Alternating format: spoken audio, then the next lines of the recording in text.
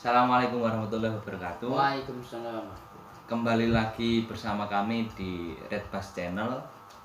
Kali ini saya sedang bersama dengan Gus Teguh. Beliau jadi koordinator Gus Durian Jember. Namun alangkah baiknya sebelum kita mulai bincang-bincang santai kita pada malam hari ini, lebih baik kita berdoa dulu menurut kepercayaan dan keyakinan masing-masing supaya forum pada malam hari ini bisa mendapat berkah dari Tuhan Yang Maha Esa. Kita berdoa.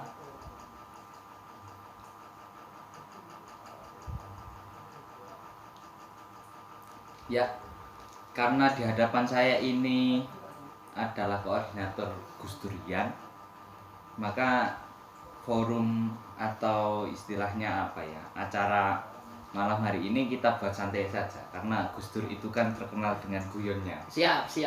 Pasti ini kayaknya juga titisannya Gus Dur.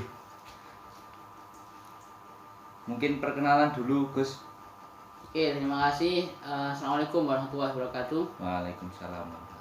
Jadi sebelum kita berkenalan lebih lanjut, saya cuma ingin klarifikasi bahwa kalau di Gus Durian itu istilah Gus itu awam digunakan untuk menyebut ya sesama teman atau sahabat atau yang lain.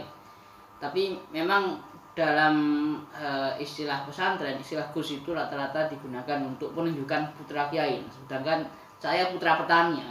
Secara penggunaan istilah sebenarnya menjadi bermasalah. Tapi kalau dalam dunia pewayangan, pedalangan Jawa, istilah Gus itu sering digunakan untuk menyebut kesatria.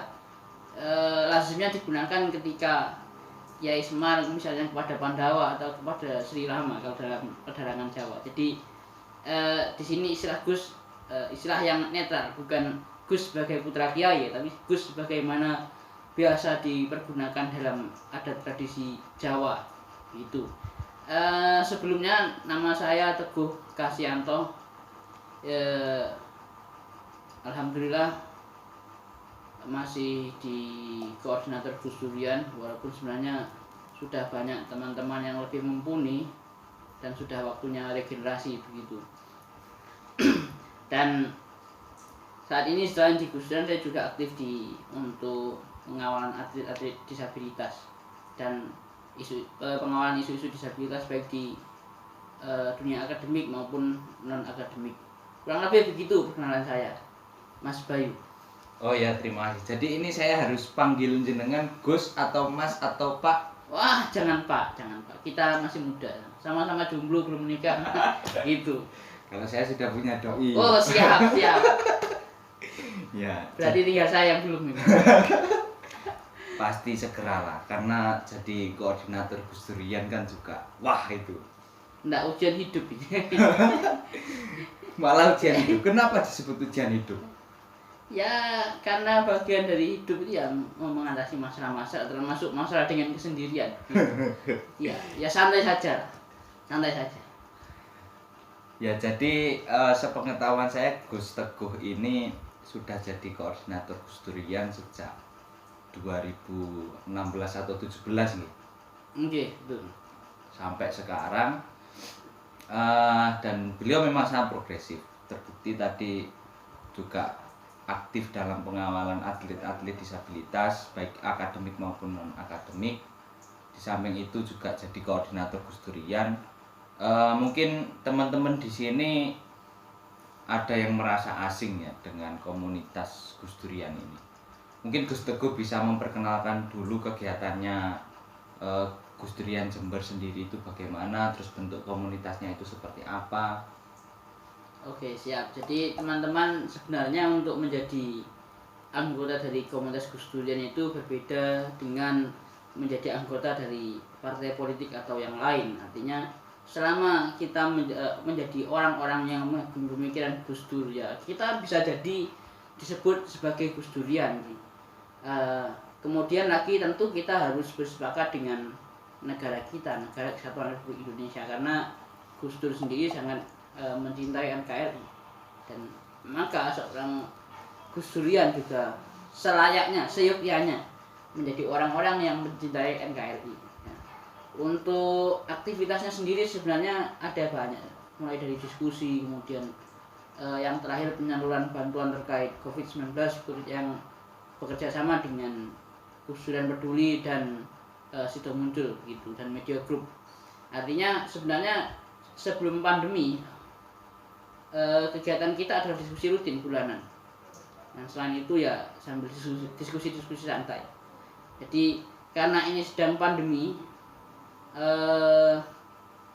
maka ya kita sementara ini masih sedikit menghentikan kegiatan gitu di luar kegiatan pengawalan COVID-19. Nanti kemungkinan setelah pandemi selesai atau kemungkinan setelah penerapan new normal, kita baru akan menerapkan diskusi sembari menyesuaikan dengan kebiasaan baru. Dan masih banyak agenda-agenda lain, baik itu mau teman-teman mau peduli kebudayaan atau mau advokasi di Gus Durian bisa. Dan Gus Dur sebagai tokoh nasional yang sangat humanis memiliki banyak gagasan dan pemikiran yang saya kira sangat patut menjadi pertimbangan bagi teman-teman untuk mendalami pemikiran itu. Dan sangat sayang ketika pemikiran besar dari bapak bangsa kita justru tidak kita kenal. Sangat sayang ketika kita justru mengenal tokoh-tokoh barat, Hegel atau Karl Marx atau siapa, Max Weber dan lain-lain, atau tokoh-tokoh filosof yang lain seperti misalnya sekarang ada Zizek dan lain-lain. Tapi kita justru tidak paham atau tidak kenal dengan pemikiran tokoh-tokoh besar bangsa ini. Mari silahkan teman-teman yang mau bergabung, sangat boleh, dan tidak ada syarat khusus misalnya usia sekian pakai KTP, tidak ada itu. Kita sangat fleksibel. Artinya fleksibelnya adalah bahwa Gus Durian ini bukan organisasi seperti partai politik, dan perlu diingat bahwa Gus Durian tidak terlibat dalam aktivitas politik praktis baik dalam pemilu, pilkada dan pemilihan yang lain. Jadi kita memang fokus bergerak mengawal di arus bawah begitu, Mas Bayu dan teman-teman. Jadi komunitas ini memang sangat fleksibel ya, dan varian gerakannya juga bisa sangat luas ya. Karena saya juga sepakat sih dengan apa yang diutarakan oleh Gus Teguh ini. Karena dari Gus Dur sendiri, sependek yang saya tahu tentang Gus Dur, memang Gus Dur itu intinya membela kaum yang tertindas, baik itu dari segi apapun, entah itu di sektor agraria ataupun di sektor agama ataupun yang lain. Mungkin itu saja ya perkenalan malam hari ini, profil singkat tentang Gus Teguh dan Gus Durian Jember. Malam ini gini Gus, kita mau membicarakan tentang temanya itu topeng di balik COVID-19 ini. Nah, kalau menurut jenengan itu bagaimana? Oke, jadi pertama kami mohon maaf kalau memang tidak pakai masker begitu, karena temanya topeng maka kami sengaja tidak pakai topeng begitu. Kalau pakai masker nanti wah, sudah temanya topeng, pakai topeng lagi, tambah bertopeng-topeng. Jadi sebenarnya ini tema yang menarik sekaligus menggelitik. Kenapa harus topeng di balik COVID-19 atau COVID-19? Pertama, bahwa terlepas dari orang-orang yang percaya akan teori konspirasi dan orang-orang yang tidak percaya teori konspirasi, hari ini peristiwa itu sudah muncul. Artinya korban-korban akibat virus itu nyata muncul, dan kita tidak bisa mengelak bahwa COVID-19 itu adalah rekayasa ataupun apa. Yang pasti realitas yang kita dapatkan hari ini, COVID-19 itu real, nyata, ada di sekitar kita. Dan tetapi dari adanya COVID-19 itu kemudian muncul orang-orang yang menggunakan pandemi ini sebagai sarana untuk menguntungkan pribadi. Ini terbukti dengan misalnya beberapa waktu yang lalu muncul banyak pemberitaan tentang bantuan dari pemerintah yang kemudian dilabeli dengan bantuan dari seseorang, ditambahi foto atau bagaimana, atau surat khusus untuk bekerja sama dengan pihak kecamatan dan perusahaan tertentu. Nah, itu sudah muncul. Artinya seharusnya dalam hal-hal seperti ini pihak-pihak yang seharusnya melindungi rakyat tidak justru mengambil keuntungan dari terjadinya pandemi ini. Justru kalau memang punya visi kenegaraan yang baik, seorang katakanlah aparatur sipil atau apapun itu di negara ini harusnya saling membantu dan saling berjuang bagaimana negara kita segera pulih dan keluar dari kungkungan virus ini. Terlepas bagaimana virus ini sudah sangat menjalar luas itu di luar sana dan sudah hampir membawa beberapa negara termasuk Singapura, Filipina, Jepang, hampir membawa negara-negara itu ke zona resesi, begitu, di mana pertumbuhan ekonominya sudah minus.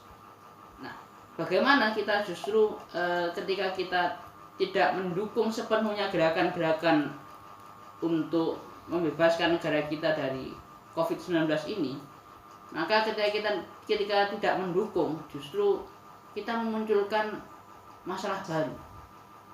Inilah yang perlu kita sadari, bahwa terkadang muncul gerakan-gerakan terselubung, misalnya katakanlah pemerintah gagal atau apa.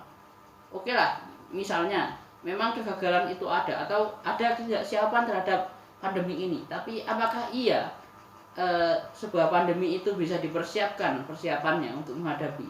Karena pandemi sendiri itu kan sesuatu yang tidak direncanakan. Begitu Mas Bayu. Oke, tapi gini, saya kemarin juga ngikuti polemik yang ada di media sosial, terutama waktu drummer dari Superman is Dead, Jering, mengungkapkan bahwa COVID ini sebenarnya konspirasi.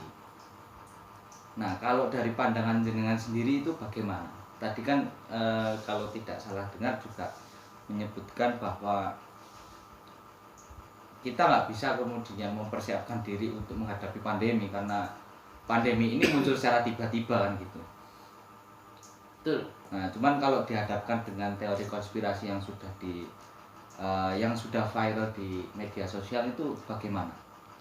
Sekarang kita coba balik pola berpikirnya. Misalnya konspirasi itu ada, yang diuntungkan adalah segelintir orang. Artinya katakanlah jika memang ada, dan dalam hal ini misalnya orang yang pencipta virus sekaligus pencipta obatnya adalah orang yang sama dan kemudian menciptakan, artinya terlepas itu konspirasi atau tidak mungkin semua negara di dunia ini akan tahu informasi tentang konspirasi. Karena ketika semua negara itu tahu bahwa ada konspirasi, otomatis seakan mereka melakukan pembiaran terhadap konspirasi itu. Dan ketika konspirasi terjadi, apapun yang terjadi, yang menjadi korban adalah negara-negara di dunia ketiga atau setidaknya negara-negara berkembang. Oleh sebab itu, ketika kita mempercayai teori konspirasi menjadi bermasalah juga. Kenapa? Apapun yang terjadi ketika itu benar-benar konspirasi, kita tetap dirugikan. Hari ini ketika kita memang konspirasi itu nyata, apa yang akan kita lakukan? Apakah sembari ketika kita mengungkap konspirasi itu, kemudian kita berdiam diri terhadap katakanlah tetangga kita, teman-teman kita, saudara kita yang kemudian terkena virus, apakah kita akan berdiam diri? Kalau memang kita cuma sekedar percaya pada konspirasi. Jadi tidak sesederhana itu efeknya. Ketika konspirasi terjelaskan, masih ada tanggung jawab besar, masih ada beban besar lagi yang harus diselesaikan, yaitu bagaimana penyelesaiannya. Karena kalau kita cuma berhasil, katakanlah memang konspirasi itu nyata, ketika kita berhasil mengungkap itu, maka problem berikutnya, apakah virus akan mendadak lenyap dalam waktu 1 atau 2 hari? Begitu. Karena kalaupun vaksinnya sudah ada, katakan secara konspirasi begitu, apakah pendistribusian itu juga tidak butuh waktu? Butuh berapa nyawa untuk melayang sampai obat itu, vaksin itu sampai kepada penderita? Menjadi aneh juga. Nah, kemudian apapun yang terjadi, negara-negara yang berkembang tetap akan dirugikan secara efek ekonomi. Karena pasti mereka sudah bergantung pada negara lain, kadang masih bergantung pada bantuan asing. Dan ditambah lagi mereka menghadapi virus yang katanya konspirasi, tambah berat lagi beban mereka gitu. Tentu bebas ya kita menganggap COVID-19 ini sebagai konspirasi atau tidak, tapi tentu kita harus menggunakan akal dan pikiran kita untuk menimbang. Dan kita tentu punya hak untuk mempercayai yang mana. Anda boleh percaya bahwa ini konspirasi atau bahwa ini adalah hal yang memang tidak direncanakan dan kita tidak bisa menghindari. Terserah kita mau memilih yang mana. Yang pasti Anda harus punya argumentasi yang logis atau punya bukti-bukti yang real ketika mau mengambil sebuah argumen. Nah, dalam hal penanganan COVID-19 terutama terhadap penderita atau pasien yang positif, terkonfirmasi positif, tentu kita tidak lagi boleh berpikir apakah ini konspirasi atau tidak. Yang lebih utama dari itu adalah bagaimana orang yang positif terkonfirmasi COVID-19 itu sembuh terlebih dahulu. Begitu. Ada sisi kemanusiaan yang harus diutamakan daripada kita terlebih mendahulukan berpikir seputar konspirasi. Begitu, Mas Bayu. Oh iya, jadi istilahnya mungkin dari Gus Teguh sendiri kurang sepakat ya kalau misalkan COVID-19 ini pure konspirasi. Saya kurang, ya sejujurnya saat ini kurang sepakat. Terlepas kemudian di kemudian hari ada fakta-fakta baru yang mendukung bahwa ini konspirasi. Toh bagi saya orang-orang yang melakukan konspirasi tentu adalah orang-orang yang tidak humanis sama sekali, karena hanya untuk sebuah vaksin, hanya untuk sebuah kepentingan ekonomi, justru ratusan ribu nyawa harus melayang. Bahkan per hari ini sudah hampir 400.000 nyawa melayang. Jadi sungguh orang yang tidak humanis yang melakukan konspirasi ini, kalau memang itu benar. Ya, sangat apa ya, ciri khas dari Gus Dur. Jawaban dari Gus Teguh ini, yang paling penting itu adalah kemanusiaan. Nah, berangkat dari topik kemanusiaan ini, kalau Gus Teguh sendiri melihat mungkin dikhususkan di wilayah Jember ini ya, dampak dari pandemi COVID-19 ini dalam urusan kemanusiaan itu bagaimana, Gus? Dalam pandangan jenengan, dan mungkin juga bisa diberikan solusi langkah-langkah atau apa yang harusnya kita lakukan dalam masa-masa ini. Ya, sebenarnya kalau berbicara tentang dampak, siapapun kita, profesi kita saat ini langsung atau tidak langsung itu terdampak, karena cakupan efek dari virus ini yang begitu luas dan masif gitu. Artinya per hari ini saja sudah lebih dari 50 orang terkonfirmasi positif di Jember, dan itu menjadi peringatan bagi kita bagaimana penanganan terhadap COVID-19 juga harus lebih ketat. Tapi kita juga tidak boleh memungkiri bahwa per hari ini sebelum kesiapan new normal benar-benar siap, kita masih menemukan bahwa di jalan-jalan raya ataupun di tempat-tempat ramai masih banyak kerumunan, atau di pasar-pasar masih banyak kerumunan. Terutama kalau katakanlah di beberapa tempat di Jember yang ada pasar-pasar besar atau tempat-tempat spot-spot ramai di setelah maghrib, masih banyak sepeda-sepeda masih berkeliaran. Artinya kesadaran kita juga sebenarnya masih kurang. Mungkin kalau dari cara kita malah ini tidak memakai masker, mungkin kita juga dianggap, ya dikatakan kurang sadar. Ya, atau mungkin menganggap nyawa kita lengkap 9 atau bagaimana. Tapi terserah, mungkin misalnya wah ini yang ngobrol juga tidak pakai masker, artinya juga tidak punya kesadaran. Ya monggo. Terlepas dari itu semua, setiap kami keluar memang masih menggunakan masker, karena ketika berinteraksi dengan orang luar kita harus benar-benar steril, dan ketika kita kembali juga masuk harus steril lagi gitu. Jadi ini bukan yang nekat-nekatnya, tapi ya masih diperhitungkan juga. Nah, tentu secara efek ekonomi kita menemukan fenomena kemarin sebelum hari raya, bahkan pasar-pasar masih sepi. yang biasanya Hamin 10 hari raya kalau kita ke pasar di Jember itu di Balung, kemudian di Pasar Tanjung, Pasar Kencong, Ambulu sangat ramai. Tapi yang terjadi tahun ini, hari raya tahun ini sepi, pasar-pasar sepi, hanya mendadak ramai di kira-kira 5 hari terakhir. Dan mungkin karena keramaian yang bersamaan itu justru penumpukan orang juga terjadi. Bahkan sebelum hari raya juga mal-mal di Jember juga sangat viral begitu, ada penumpukan di sana. Dan saya juga sempat membandingkan bahwa di masjid-masjid justru sepi ketika sholat tarawih, tapi di mal-mal wah parkirnya atau di tempat-tempat perbelanjaan parkirnya hampir penuh.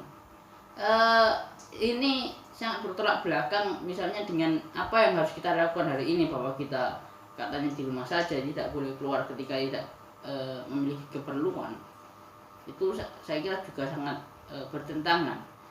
Efeknya sangat luas tentunya, baik petani yang di desa atau yang di kota, efeknya sangat luas. Tentu orang-orang yang di desa setidaknya punya daya tahan yang menurut saya lebih kuat. Kenapa?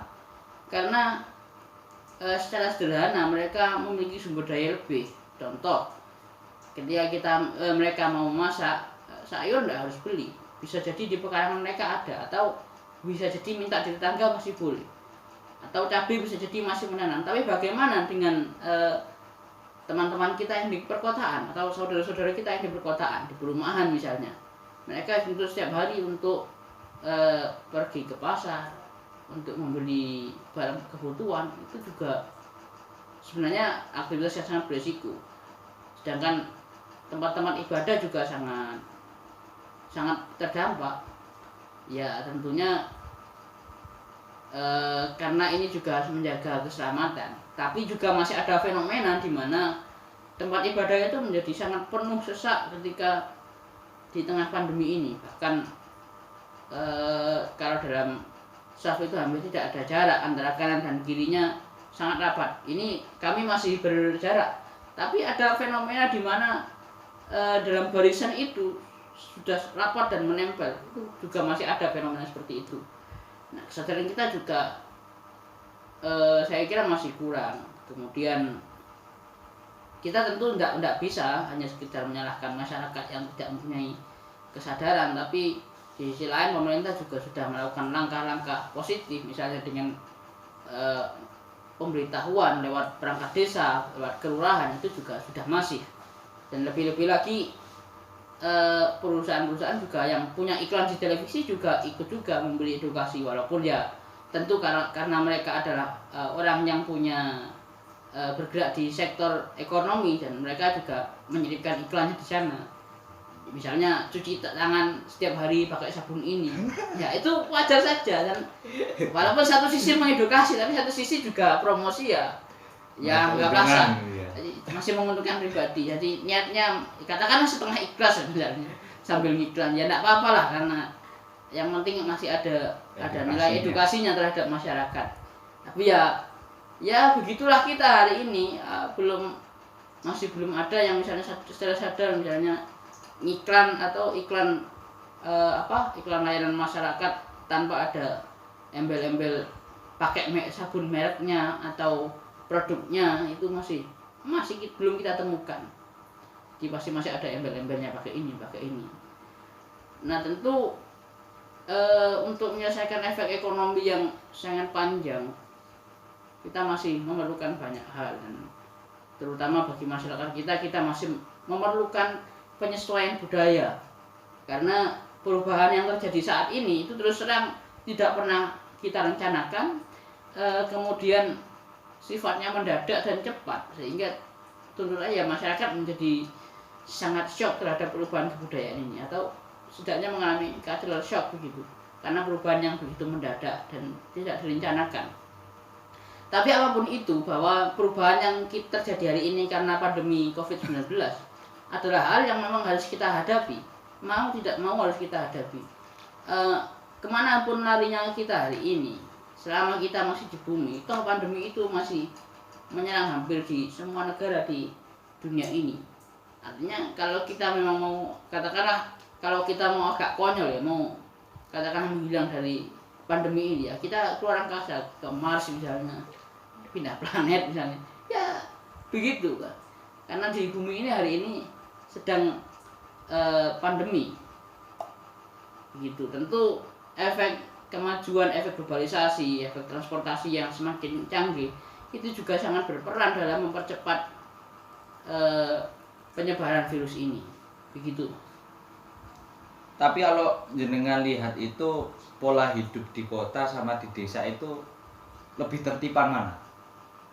Karena saya juga melihat tadi juga disebutkan oleh Gus Teguh, di kota pun juga masih banyak kerumunan orang-orang, masih ada kegiatan-kegiatan yang itu sangat berpotensi untuk mengundang orang-orang untuk berkumpul. Kalau dari segi tertib sih itu relatif. Ada di sebagian wilayah di kota yang memang sangat tertib, bahkan wilayahnya sampai di portal, keluar masuk izin, kemudian ibadahnya di rumah, masjidnya dinonaktifkan untuk sementara waktu hanya untuk adzan, itu juga ada. Atau ada yang aktif sebagian, misalnya tempat ibadahnya aktif tapi di jarak, kemudian untuk mencapai batas aman. Tapi ada juga orang-orang yang tidak mau peduli, cuma virus, waktunya mati ya mati, waktunya meninggal ya meninggal. Pola pikir yang demikian juga masih sangat banyak kita temukan di pedesaan. Kalau kemarin waktu hari raya di beberapa desa ada yang sangat sukses menjalankan anjuran, misalnya jangan terima tamu, atau kalau terima tamu kena denda. Ada yang seperti itu. Satu tamu 10.000 juga ada itu. Akhirnya semua rumah ditutup.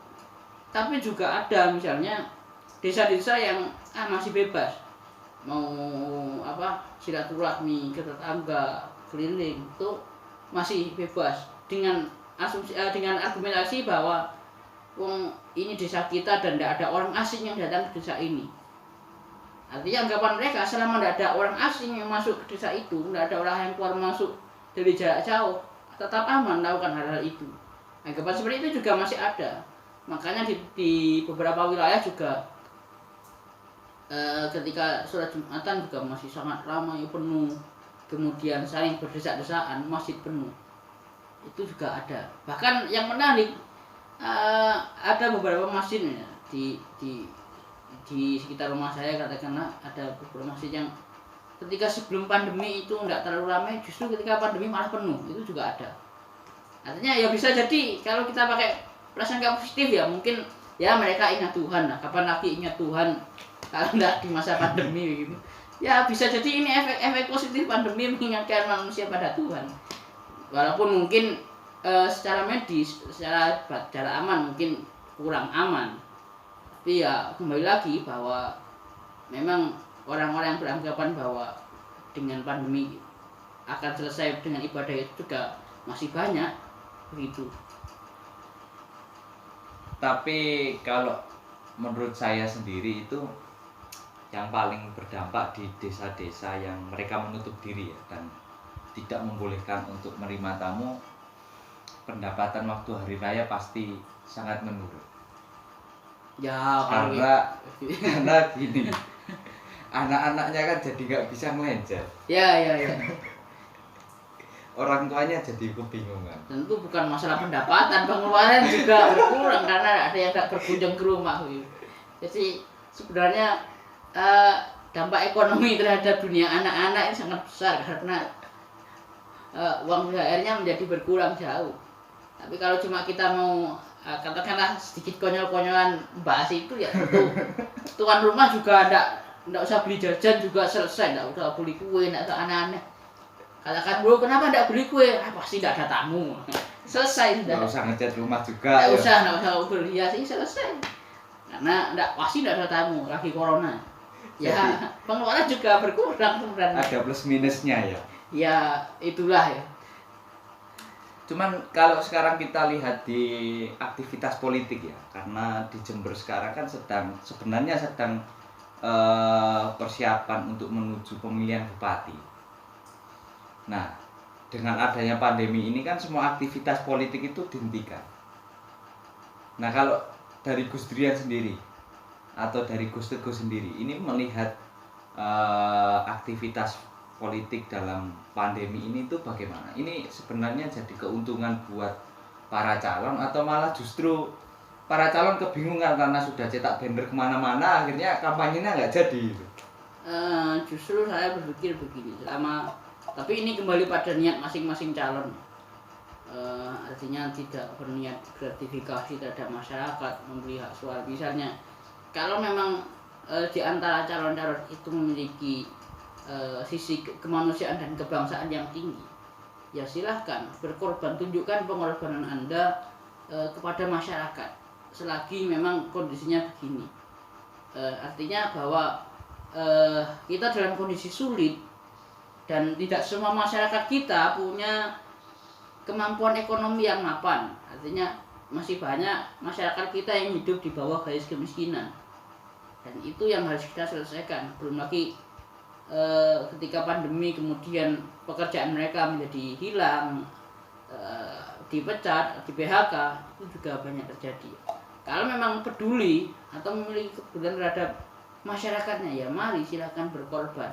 Tapi kalau memang Anda itu memiliki jiwa kenegaraan yang tinggi, ya tidak usah dengan embel-embel harus coblos saya atau apa begitu. Kalau memang berani loh ya, atau memang memiliki sisi kenegaraan. Tapi kan tentu itu menjadi hal-hal yang cukup rawan dalam dunia perkampanyean, karena hari ini tahapan pemilu sudah mulai dilaksanakan. Artinya sesuatu yang sifatnya kampanye itu menjadi hal yang dilarang. Ketika kampanye terselubung atau pakai money politik, itu kan menjadi hal-hal yang dilarang, dan hitungannya nanti justru menjadi kampanye pakai uang atau pakai barang. Ya serba repot juga, karena memang pandemi ini terjadi di tengah hampir dilaksanakannya pilkada. Tapi juga orang-orang yang duduk di kepemimpinan, misalnya ya orang-orang yang punya otoritas, juga tidak boleh mengambil momentum COVID-19 ini sebagai sarana untuk mendompleng eksistensi pribadi. Itu juga tidak boleh. Saya kira itu menjadi kurang etis. Kenapa masyarakat kita saja hari ini dalam kondisi sengsara? Kenapa kita masih harus memanfaatkan orang yang sedang sengsara untuk meningkatkan, katakanlah, tingkat popularitas kita? Itu kan menjadi hal yang kurang patut secara kemanusiaan. Tapi tentu akan berbeda bagi orang-orang yang misalnya bahwa jabatan adalah segalanya atau eksistensi adalah segalanya, tentu akan berbeda pandangan. Ya memang sebaiknya masing-masing orang membuktikan kepeduliannya terhadap masyarakat. Cuma memang. Assalamualaikum warahmatullahi wabarakatuh. Waalaikumsalam. Kembali lagi bersama kami di Red Bus Channel. Kali ini saya sedang bersama dengan Gus Teguh. Beliau jadi koordinator Gus Durian Jember. Namun alangkah baiknya sebelum kita mulai bincang-bincang santai kita pada malam hari ini, lebih baik kita berdoa dulu menurut kepercayaan dan keyakinan masing-masing, supaya forum pada malam hari ini bisa mendapat berkah dari Tuhan Yang Maha Esa. Kita berdoa.